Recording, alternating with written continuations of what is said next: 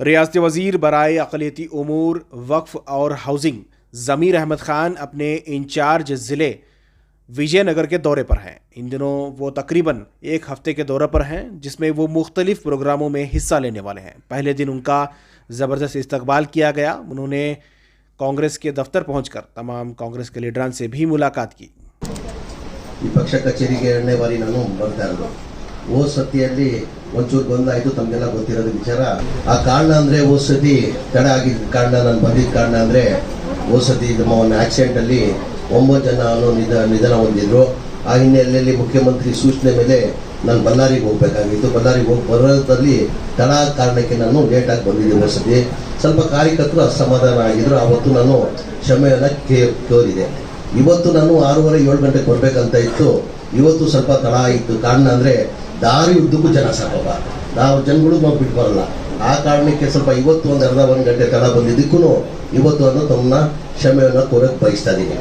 ಇವತ್ತು ಭಾಳ ಖುಷಿ ಸಂತೋಷ ಅನ್ನೋ ತಂತು ನನಗೆ. ಒಂದು ಸಿಸ್ಟಮೆಟಿಕ್ ವೇಯಲ್ಲಿ ತಾವು ನನ್ನ ಸ್ವಾಗತನ ಪಕ್ಷ ವತಿಯಿಂದ ಮಾಡ್ಕೊಂಡಿದ್ದೀರಾ. ಹಾಗಾಗಿ ಎಲ್ಲರಿಗಿಂತ ಹೆಚ್ಚಾಗಿ ನನ್ನ ಪದ ಎಲ್ಲೋದ್ರೂ ಒಂದು ಸಭೆಯಲ್ಲಿ ಒಂದೇ ಹೇಳೋದು, ನಮ್ಮ ಪಕ್ಷದ ಕಾರ್ಯಕರ್ತರು, ಎಸ್ಪೆಷಲಿ 3 ಪಕ್ಷ ಇದೆ ಇಲ್ಲಿ, BJP, ಕಾಂಗ್ರೆಸ್, ಜನತಾದಳ. ನಾನು ಮುಂಚೆ ಜನತಾದಳಲ್ಲಿದ್ದವನು. ಈ ಕಾಂಗ್ರೆಸ್ ಪಕ್ಷಕ್ಕೆ ಬಂದು ಒಂದು 7 ವರ್ಷ ಆಗ್ತಾ ಬರ್ತಾ ಇದೆ. 2017 ಬಂದಿದ್ದು 7 ವರ್ಷ ಆಗ್ತಾ ಇದೆ. ನಾನು ಈಚೀಚೆಗೆ ಕಾರ್ಯಕರ್ತರು ನೋಡ್ತಾ ಇದ್ದೀನಿ, ನಮ್ಮ ಪಕ್ಷ ಕಾರ್ಯಕರ್ತರನ್ನ ನೋಡ್ತಾ ಇದ್ದೀನಿ. ನನ್ನ ಅನಿಸಿಕೆ ನಮ್ಮಿರೋ ಪಕ್ಷದ ಕಾರ್ಯಕರ್ತರು ಯಾವ ಪಕ್ಷದಲ್ಲಿಲ್ಲ. ನಮ್ಮ ಪಕ್ಷದ ಕಾರ್ಯಕರ್ತರು ನಮ್ಮ ಪಕ್ಷ ಅಂದರೆ ತಾಯಿ ರೂಪದಲ್ಲಿ ನೋಡ್ತಾರೆ. ಇವತ್ತು ನಾವು ಅಧಿಕಾರಕ್ಕೆ ಬರಬೇಕಾದ ಕಾರಣ ಅಂದರೆ ನಮ್ಮಿಂದ ಇಲ್ಲ, ನಿಮ್ಮಿಂದ ಬಂದಿರೋದು ಅಧಿಕಾರಕ್ಕೆ.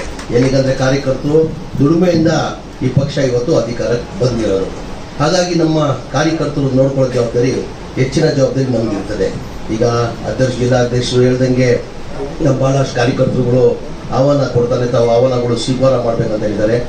ನಾನು ಖಂಡಿತ ನನ್ನ ಕಾರ್ಯಕರ್ತರು ನನ್ನ ಜಿಲ್ಲೆಯಲ್ಲಿ, ಈಗ ನಮ್ಮ ಪಕ್ಷ, ನಮ್ಮ ರಾಹುಲ್ ಗಾಂಧಿ ಇರಲಿ, ಮನೆ ಸೋನಿಯಾ ಗಾಂಧಿ ಇರಲಿ, ನಮ್ಮ ಸುರ್ಜೇವಾಲಾ, ವೇಣುಗೋಪಾಲ್ ಅವರು, ಮನೆ ಮುಖ್ಯಮಂತ್ರಿಗಳು, ಮನೆ ಅಧ್ಯಕ್ಷ ಆದಂಥ DK ಶಿವಕುಮಾರ್ ಅವರು ನನ್ನ ವಿಶ್ವಾಸ ಮೇಲೆ ನನ್ನ ಇಲ್ಲಿ ಜಿಲ್ಲೆಗೆ ಉಸ್ತುವಾರಿ ಸಚಿವನ ಮಾಡಿದ್ದಾರೆ.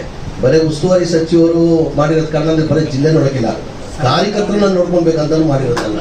ಅಂದರೆ ಈ ಹೊಸ ಜಿಲ್ಲೆ ಆಗಿದೆ, ಕಾರ್ಯಕರ್ತರು ನೋಡೋರು ಯಾರಿಲ್ಲ, ದಯಮಾಡಿ ನಿನ್ನ ಕಾರ್ಯಕರ್ತರನ್ನ ನೋಡ್ಬೇಕಂತ ನನ್ನ ವಿಶ್ವಾಸ ಮೇಲೆ ಜಿಲ್ಲಾ ಉಸ್ತುವಾರಿ ನಾನು ಮಾಡಿದ್ದಾರೆ. ಇವತ್ತು ಕಾರ್ಯಕರ್ತರಿಗೆ ಒಂದು ಮಾತು ಹೇಳಕ್ಕೆ ಬಯಸ್ತಾ ಇದ್ದೀನಿ.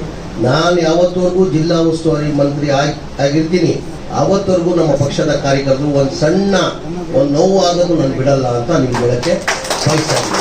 ನಾವು ಕೂತ್ಕೊಂಡು ಜಿಲ್ಲಾ ಅಧ್ಯಕ್ಷರಿದ್ದಾರೆ, MLAಗಳು ಇದ್ದಾರೆ, ನಾವು ಕೂತ್ಕೊಂಡು ಅದು ಯಾರ್ಯಾರು ಕಾರ್ಯಕರ್ತರು ಪಕ್ಷಕ್ಕೆ ದುಡಿದಿದ್ದಾರೆ, ಅವ್ರು ಏನೇನು ಮಾಡ್ಬೇಕಂತ ಹೇಳ್ಬಿಟ್ಟು ನಾವು ಸಿರಾಜ್ ಶೇಖ್ ಸಾಹೇಬರು MLA ಎಲ್ಲ ಕೂತ್ಕೊಂಡು ನಾವು ಅದು ಮಾಡ್ತೀವಿ ಅಂತ ಹೇಳ್ತಾ ಇದ್ದೀನಿ.